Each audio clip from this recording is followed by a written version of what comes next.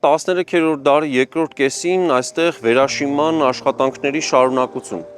1281 թվականին հիմնովին նորոգվում է, կարելի ասել վերակառուցում է Սուրբ Աստվածածին գլխավոր եկեղեցին եւ այս առիթով թողնվել է արձանագրություն Հովանես եւ Սարգիս վանականների կողմից, հետարքիր է, որ նույնիսկ պահպանվել է նրանց բարձրաքանդակը, այսինքն գեղեցիկ մի պատկերաքանդակով արևելյան պատին դրսի կողմից, այսինքն խորանի ետևում նրանց փաստորեն